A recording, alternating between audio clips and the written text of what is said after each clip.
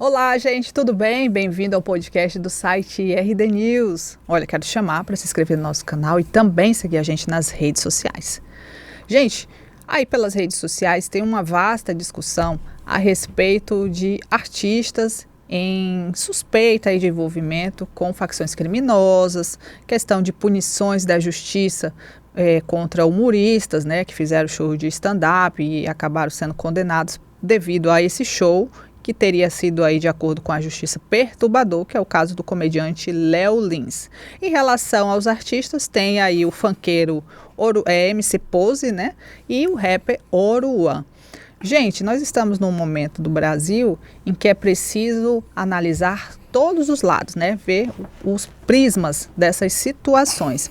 E quem gosta de falar sobre isso é o delegado Frederico Murta, aqui de Mato Grosso, que ele sempre está debatendo isso nas redes sociais dele, e acabou que essa análise de cenários, de músicas, né, com apologias ao crime, acabou repercutindo, e aí a gente vai falar um pouquinho disso. Tudo bem, Frederico? Oi, Grace, tudo bem? Olá a todos que estão nos assistindo. Prazer estar aqui novamente contigo. Frederico, você é muito corajoso, né? Porque você é delegado, você não precisa concursado, você não precisa ficar... Tipo, você pode viver sua vida tranquilamente aí e ficar de boa com sua família e tal, mas você fica meio que preocupado com essa situação desses artistas jovens com um conteúdo um pouco meio suspeito. O MC Pose, que eu até me confundo com eles, o Pose e o Oruan, eles são artistas, o Pose acho que é do Rio de Janeiro, né? Eu acho que o Oruan também. Eles chegaram tem vídeos do show dele e tudo, e você começou a fragmentar essas músicas e esses trechos que acabaram aí chamando a atenção do Brasil inteiro, né, para um alerta. Grace, então, o que acontece? Eu trabalho como delegado já há 15 anos e já são cerca de 8 anos só lidando com crime organizado. E a gente vem acompanhando aí a evolução e o crescimento desse tipo de música, desse tipo de movimento nas redes sociais. E principalmente nas redes sociais, onde é um conteúdo que os jovens consomem muito, né? E a gente tem filhos, então além da profissão enquanto delegado de polícia, a gente preocupa muito com a questão social também. Então a gente vem acompanhando esse movimento e eu já há algum tempo eu venho falando desses assuntos. Eu acho que meus primeiros vídeos sobre essas músicas do Oruan e do próprio Pose foi no final do ano passado. Então eu venho fazendo alguns vídeos e nas últimas semanas eu recebi de algumas pessoas que colaboram e me mandam materiais pelo próprio Instagram. Eu recebi alguns vídeos de uns shows que o Pose do Rodo estava fazendo no Rio de Janeiro, naqueles bailes, no baile da Disney. São alguns bailes funk que eles realizam dentro das comunidades. E nesses vídeos, assim como outros, demonstram uma quantidade enorme de jovens, crianças, portando armas de fogo, fazendo uso de drogas e cantando essas músicas de apologia, fazendo uma exaltação clara às organizações criminosas. Então, como eu tenho eu gosto de postar conteúdos ali de conscientização na rede social, eu peguei algumas dessas músicas e eu fragmentei elas. Eu dividi, coloquei legenda, traduzi alguns termos que eles utilizam e o que eles realmente significam, e fiz algumas edições de uns vídeos que ficaram bem interessantes ali, e acabou que esses vídeos viralizaram. E o que aconteceu? Muitas pessoas replicaram esses vídeos, autoridades, muita gente no Rio de Janeiro deu um alcance enorme para esses vídeos, e aí alguns dias depois, cerca de uma semana depois, ocorreu a operação que o MC Pose veio a ser preso.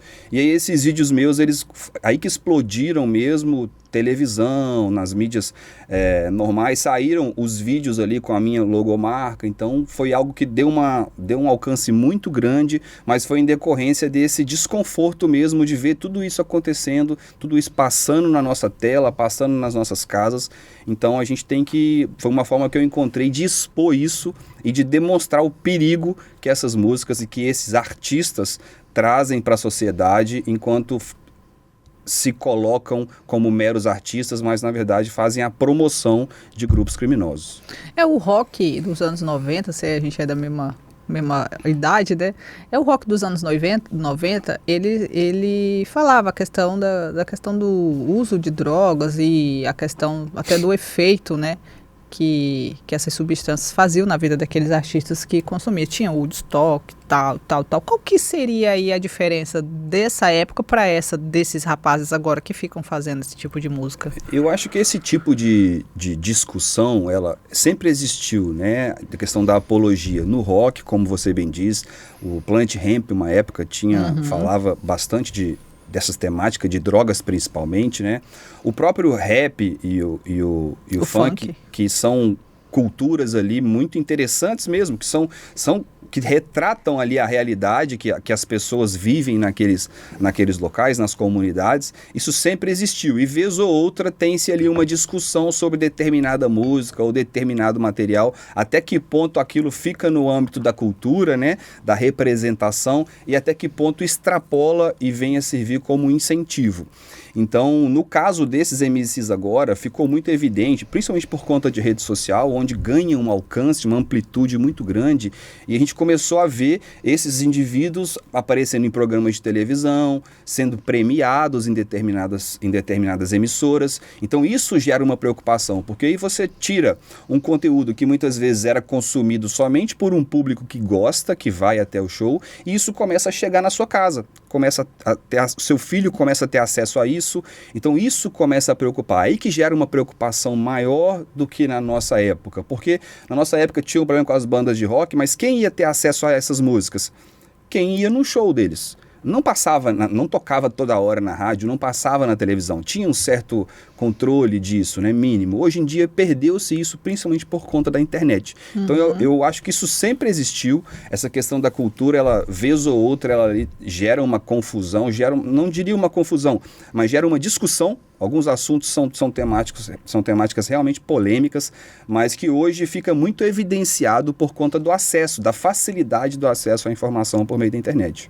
E aí a linha fica muito tênue, né? Entre expressar e censurar esse tipo de conteúdo. Como que filtra, né? Como que a polícia age aí nesse caso? No caso das operações que ensejaram, por exemplo, a operação do MC Pose do Rodo, não foi apenas apologia. Então, no caso dele, ele não foi preso por apologia. Tiveram outros crimes envolvidos, né?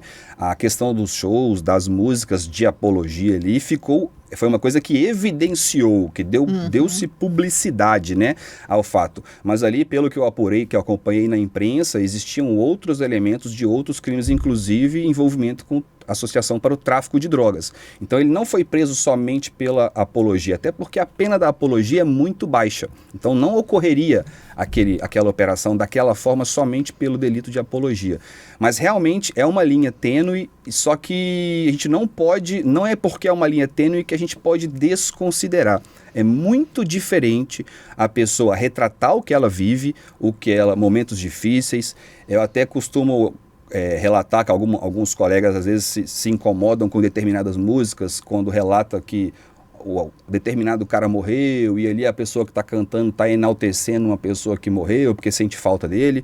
Mas eu acho que a gente tem que ter até um pouco de flexibilidade, porque de fato pode ser um amigo, pode ser alguém ali que realmente conviveu com ele, que escolheu o caminho errado e aí acabou morrendo. Então é natural que aquela pessoa tenha sentimentos. Então ela externar os sentimentos dela por meio da música, isso isoladamente não tem problema. O grande problema se dá quando o cara pega do microfone e utiliza de momento que ele tem ali um espaço, que ele tem determinada visibilidade e começa a cantar hinos, começa a relatar ali de maneira muito clara, estimular jovens e crianças a praticar o tráfico de drogas, a descer para praticar roubos, a matar. Então aí é totalmente diferente de você simplesmente relatar o que você vive, a não ser que você seja um criminoso. Então ele está relatando o que ele vive de fato, porque as músicas que nós temos visto são relatando condutas criminosas. E isso a gente não pode admitir. Eu nunca ouvi eles. É um pecado até meu estar fazendo essa entrevista sem ter ouvido. Mas que letra assim, que mais te assustou, que você falou, meu Deus... Tem uma série de músicas, mas uma das músicas dos vídeos que eu publiquei diz o cara relata, ele é integrante de determinada facção criminosa, sou de tal facção desde pequenininho, vamos traficar, o menor joga uma granada com uma mão e dá tiro com a outra. Então, assim, são coisas, não são códigos, são letras expressas de condutas criminosas falando vamos traficar, vamos descer para roubar, já estou com um pente na arma. são palavras deste nível. Não vou cantar isso aqui porque eu não acho que é conveniente, também não consumo esse tipo de música. Mas são detalhes, não são coisas com mensagens subliminares. São mensagens expressas que qualquer pessoa, qualquer criança que assistir aquilo vai receber aquela mensagem, e principalmente a criança que convive naquele meio. Você imagina o reflexo disso assistindo um baile desse, milhares de pessoas, armas empunhadas para cima, a pessoa ali chega num carro importado, começa a cantar aquilo, a criança olha e fala, nossa, isso é tudo que eu quero ser na minha vida. Na realidade dela, né, numa favela. Exatamente. Então a gente já tem que lidar com a dificuldade da pessoa crescer naquele meio e tentar fazer com que ela pegue um caminho diferente. Se a gente começar a normalizar esse tipo de conduta, aí realmente a gente não tem mais esperança. Certo. E o Oruan, que é mais jovem, ele já foi detido algumas vezes, pelo que eu vi aqui, né? Ele foi detido por crime de trânsito, por dar abrigo para um foragido. Assim, não tem uma prisão.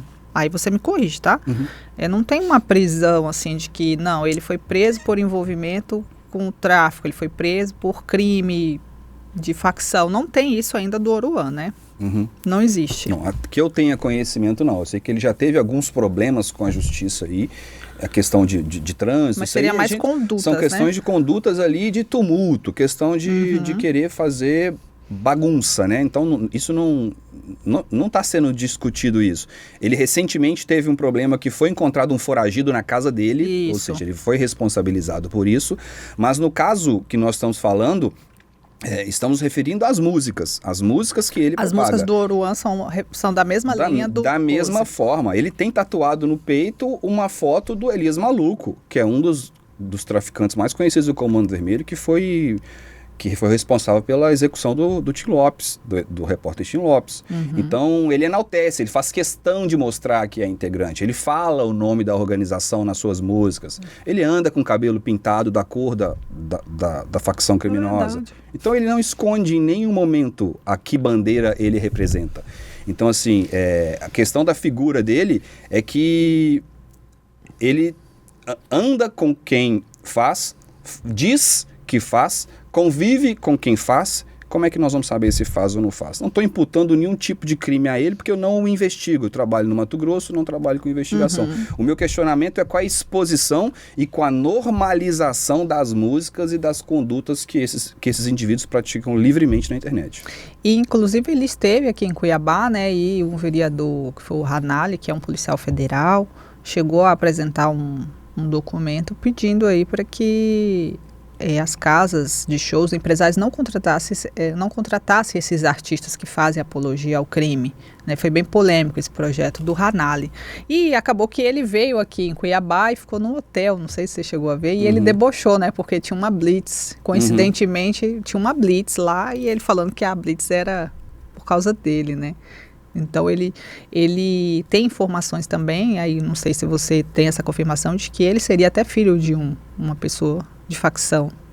Ele é ou ele é filho do Marcinho VP, um dos principais líderes do Comando Vermelho. Quem que é esse Marcinho VP? Ele é um dos líderes do Comando Vermelho do Rio de Janeiro, muito antigo, está preso há muitos anos. Ele tem tatuado também no peito o nome do pai. Mas assim, isso aí eu não fico...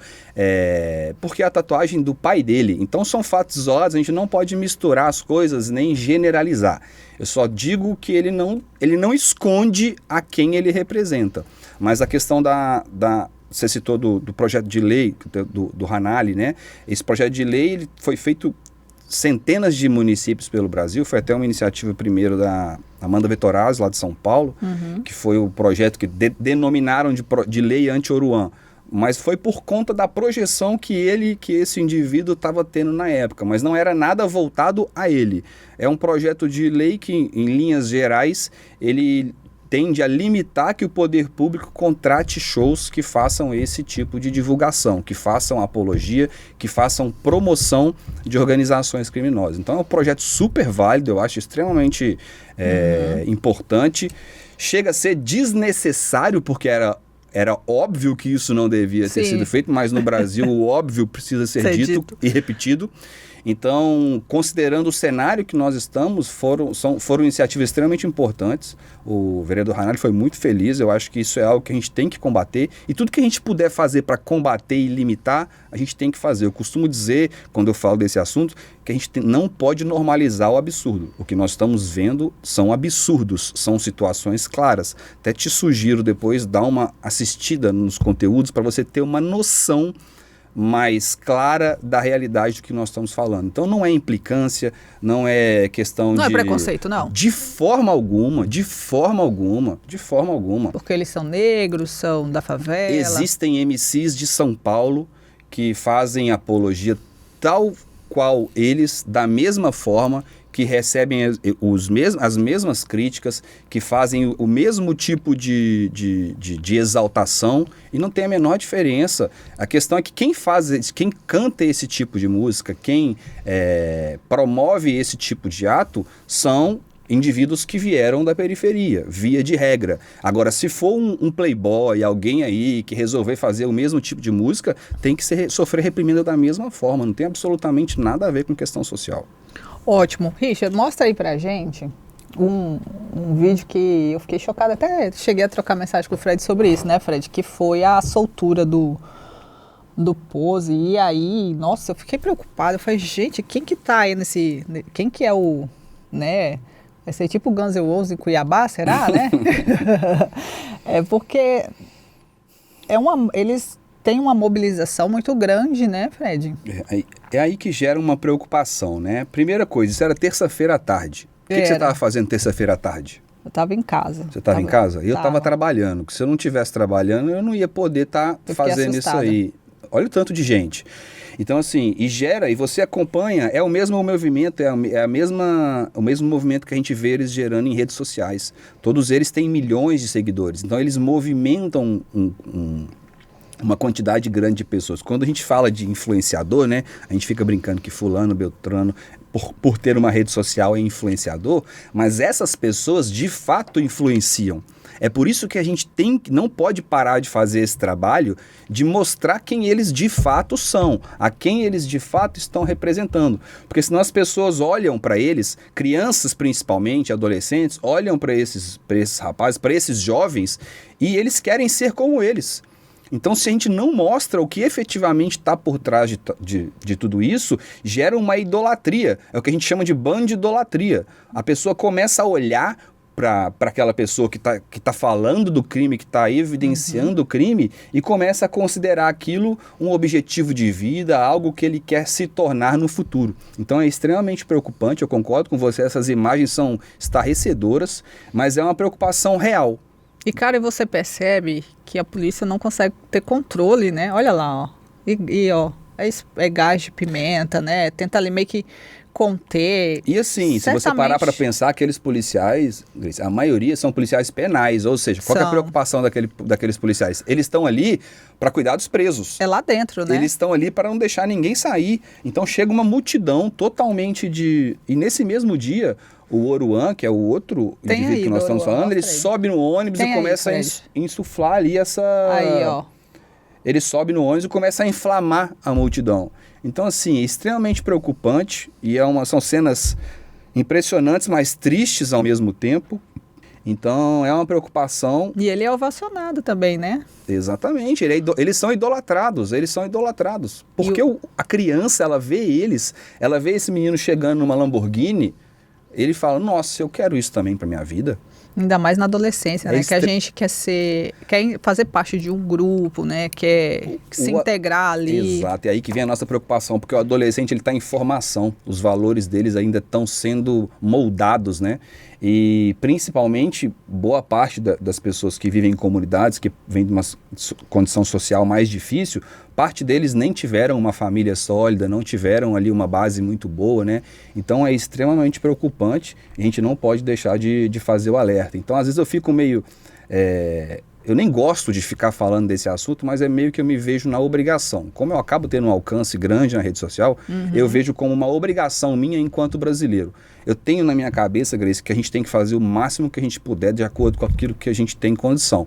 Então, como delegado, eu sempre tentei fazer o melhor que eu pude. determinadas coisas que ultrapassam a minha alçada ali, eu lamento, mas aquilo que está ao meu alcance eu tento fazer. Essa semana o Pose, ele falou lá nas redes sociais que conseguiu recuperar 3 milhões de joias que foram apreendidas na operação da polícia. Isso, 3 milhões de joias. Ele tinha 3 milhões de joias na casa dele, a polícia civil fez a operação lá, apreendeu quando ele foi preso. Essa semana ele conseguiu pegar essas joias novamente, e aí ele disse que quer ficar em paz com a polícia. Você quer ficar de paz com ele? Não, eu não tenho absolutamente nada contra ele, nem contra o outro. Ele quer que você deixe ele em paz. Mas assim, eu acho que o cara, ele vem a público e diz que quer que a polícia deixe ele em paz. No dia seguinte, ele está dentro do morro, rodeado de um monte de criminosos com fuzis para cima, dizendo: nós somos de tal facção, vamos traficar, vamos não sei o que lá. E aí, como é que faz? Quem que tem que deixar quem em paz? Você acha que a polícia tem interesse em ir atrás desses caras? Você acha que a polícia... É igual as pessoas ficam... Quando acontece uma situação no Rio, igual tendo operação essa manhã de novo, confronto, pessoas baleadas. Você acha que a polícia quer fazer isso? É claro que não, é obrigação. A polícia é obrigada a agir. Então, se ele quer ter paz com a polícia, é só ele parar de fazer o que ele está fazendo, e se quiser ser artista, canta só as suas músicas. Ele tem dezenas de músicas famosas que não são músicas de apologia, que contam realidade, que relatam a dificuldade que ele passou enquanto criança. Tudo isso... legal, ok. Isso sim pode ser algo que vai motivar alguém, que pode estimular alguém a seguir um caminho diferente. Usa da projeção, usa da representatividade que eles têm e faz isso para ajudar o seu pessoal. Eles costumam dizer muito que ajudam a população. Eles podem fazer, eles têm oportunidade. Por que eles não fazem? Obrigada esse debate, eu acho que é necessário, eu acho que você pontuou isso, acho que eu vi em algum lugar da sua rede social, na verdade foi sua assessoria, falando da questão dos pais ficarem atentos, né, ao que os filhos estão consumindo, a questão de conteúdos, as autoridades também ficarem atentas às questões culturais, né, porque tudo é válido. Exato. Um dos vídeos que eu fiz foi exatamente isso, como um alerta para os pais. É uma preocupação que eu tenho com relação à rede social e internet. A criança muito jovem, poucos anos de idade, já recebe um aparelho celular que os pais tendem a dar o aparelho contando que vão controlar aquilo que a criança consome. Mas não é assim. Tá ali, tá o acesso, os meninos são muito mais espertos que a gente. Eles já nascem nesse meio, então eles vão encontrar meios ali de se virar ali dentro. Então é muito importante a gente fazer o trabalho de conscientização. É por isso que eu faço esses vídeos mostrando algumas coisas. De vez em quando as pessoas vêm falar comigo: seu perfil tá pesado, tem umas coisas, tá ficando pesado. Mas é para ser pesado mesmo. Mas é para ser pesado mesmo. É para as pessoas terem um pouco da realidade do que está acontecendo. A gente não pode naturalizar, porque esses indivíduos, eles têm uma ou outra música que são músicas comerciais. Então essas músicas são o que vai para a plataforma, é aquilo que dá publicidade para eles. Aí eles ganham publicidade. É uma isca. São contratados, só que junto com eles, eles trazem o pacote todo. Então essa é a preocupação, é mostrar que isso não é somente aquela pontinha bonita que estão vendendo. Tem um monte de coisa ruim, um monte de coisa perigosa por trás disso. Obrigada, Fred. Por nada, eu que agradeço pelo convite.